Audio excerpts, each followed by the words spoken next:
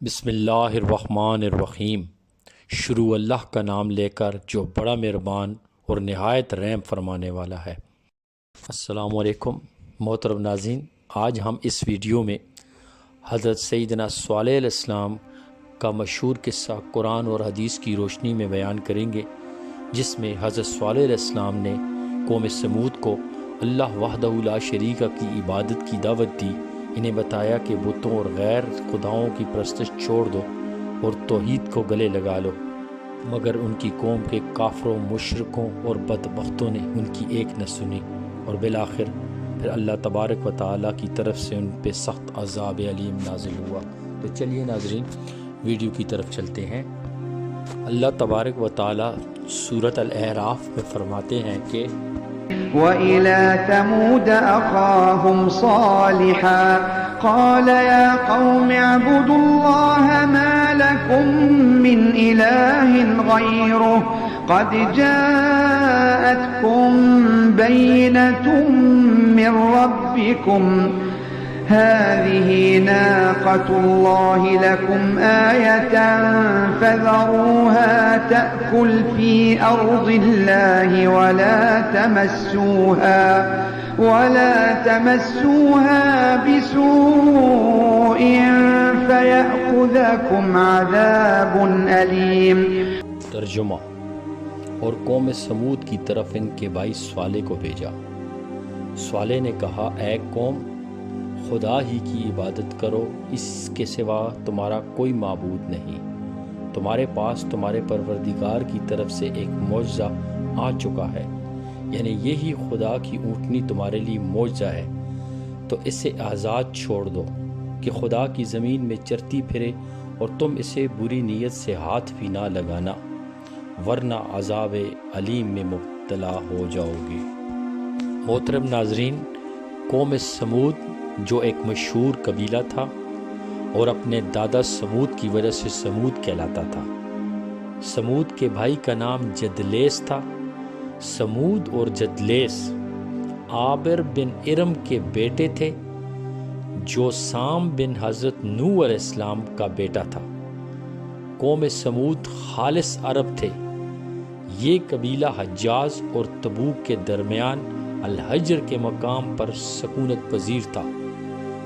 اس قبیلہ کی طرف حضرت ہود علیہ السلام کو پیغمبر بنا کر بھیجا گیا تھا۔ قرآن مجید میں اکثر مقامات پر قوم سمود اور قوم عاد کا تذکرہ اکٹھا ملتا ہے، جیسا کہ سورہ برات، سورہ ابراہیم، سورہ فرقان، سورہ صاد، سورہ قاف، سورہ نجم اور سورہ فجر میں ان دونوں قوموں کا ذکر اکٹھا آیا ہے۔ سورہ ہود میں فرمایا گیا ہے، یا قوم اعبدوا اللہ ما لکم من الہ غیر وانشاکم من الارض واستمرکم فیہا۔ ترجمہ: اے میری قوم، عبادت کرو اللہ تعالیٰ کی، نہیں ہے تمہارا کوئی معبود اس کے سوا، اسی نے پیدا فرمایا ہے تمہیں زمین سے اور بسا دیا تمہیں اس میں، یعنی اللہ تبارک و تعالیٰ ہی نے تمہیں مٹی سے وجود بخشا اور تمہیں زندگی سے مستصف فرمایا، پھر اپنے فضل و کرم سے تمہیں زمین میں آباد فرمایا، یعنی تمہیں زمین کی تمام نعمتوں سے بہرمند ہونے کی توفیق دی۔ یہ کھیتیاں، پھل سب تمہاری خاطر پیدا فرمائے۔ وہی خالق و رازق ہے، اور صرف وہی عبادت کے لائق ہے۔ اس کو چھوڑ کر کسی اور کی بندگی کا کوئی جواز نہیں بنتا، اس لیے پس مغفرت طلب کرو اس سے، پھر دل و جان سے رجوع کرو اس کی طرف۔ تم لوگ شرک و بت پرستی کی جس گمراہی میں مبتلا ہو، اس کو ترک کر دو اور صرف ایک خدا کی عبادت کا رستہ اختیار کر لو، جو واقعی عبادت کے لائق ہے۔ اگر تم نے اپنا رویہ بدل لیا تو وہ تمہاری اس تبدیلی کو قبول فرما لے گا اور تمہارے پچھلے قصور درگزر فرما دے گا۔ بے شک میرا رب قریب ہے اور التجائیں قبول فرمانے والا۔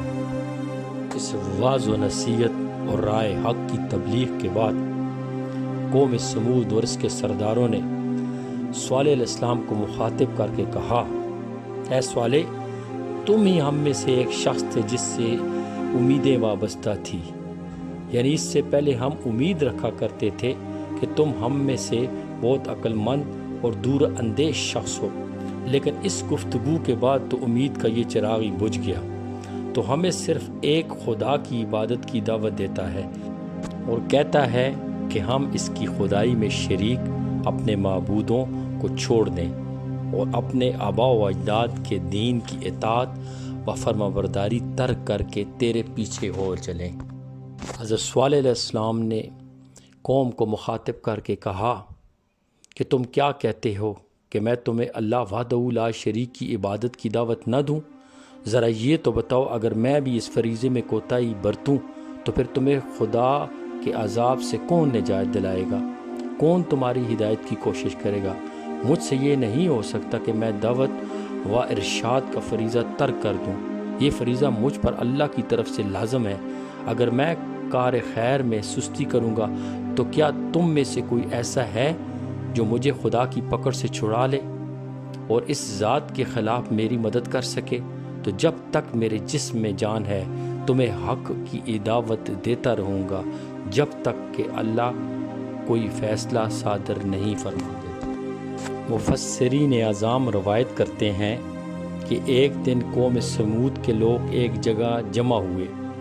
حضرت صالح علیہ السلام بھی ان کے پاس تشریف لے گئے، انہیں اللہ کی طرف بلایا، انہیں نصیحت کی، آنے والے عذاب سے ڈرایا اور ہر طریقے سے سمجھانے کی کوشش کی۔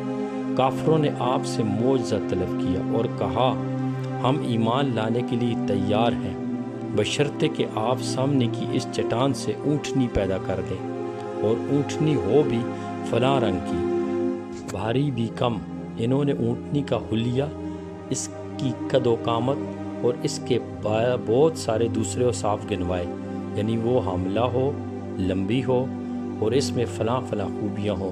حضرت صالح علیہ السلام نے فرمایا اگر میں تمہارا یہ مطالبہ پورا کر دوں اور اس چٹان سے ٹھیک اسی طرح کی اونٹنی نکال دوں تو تم میرا کہنا مان لو گے اور میری رسالت اور پیغام کی تصدیق کر لو گے؟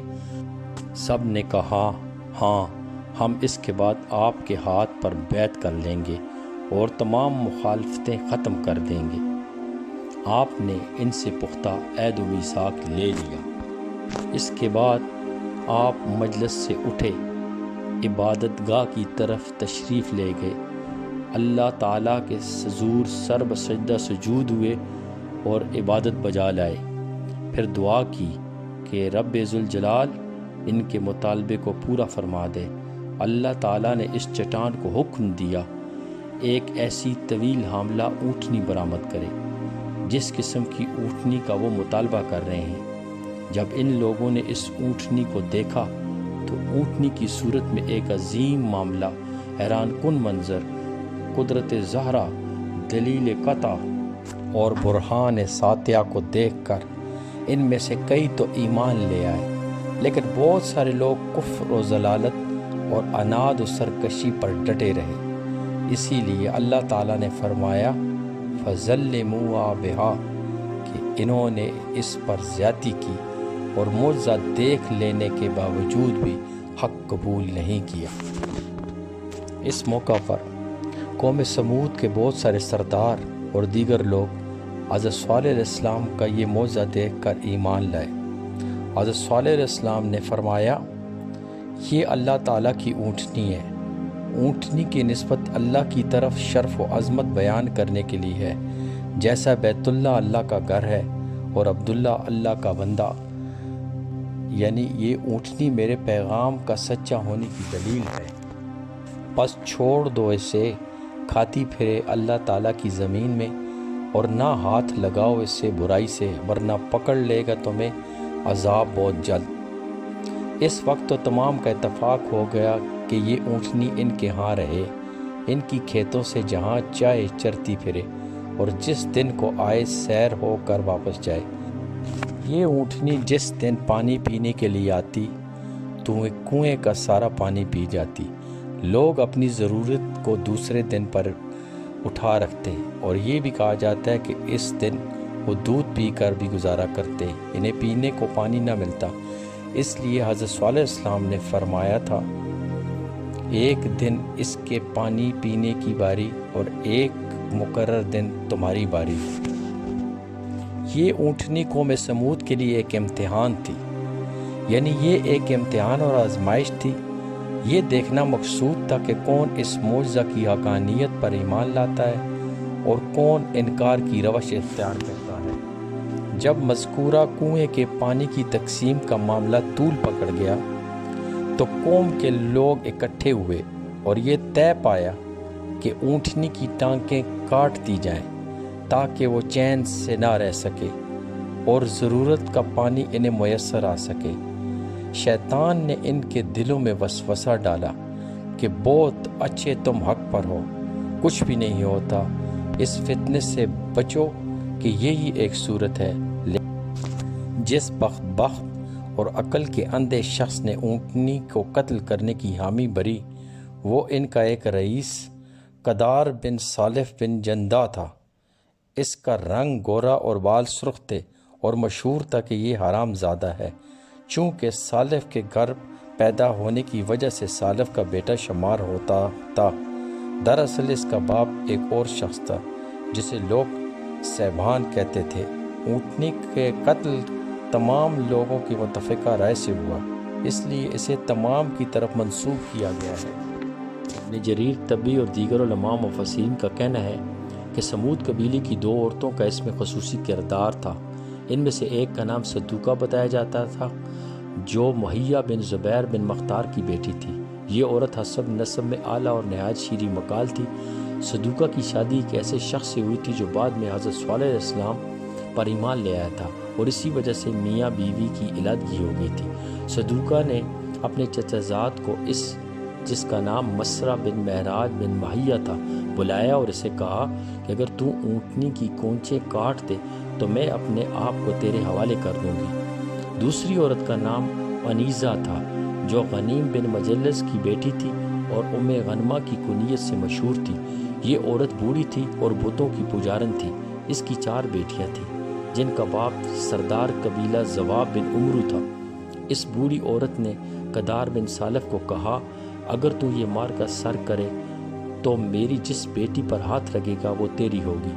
دونوں جوانوں نے اونٹنی کو قتل کرنے کی حامی بھر لی اور اپنی قوم میں اس کام کے لیے کوشش کرنے لگے۔ اس کام میں انہوں نے 7 اور نوجوانوں کو شریک کر لیا۔ اس طرح ان کی تعداد 9 ہو گئی۔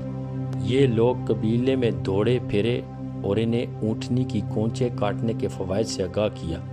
قبیلہ کے دوسرے کافروں نے بھی ان کی ہاں میں ہاں ملائی اور ان کی داد و تحسین کی۔ بدماشوں کا یہ گروہ گھاٹ لگا کر بیٹھ گیا، دیکھے کب وہ آتی ہے کہ حملہ کر کے اسے قتل کر ڈالے۔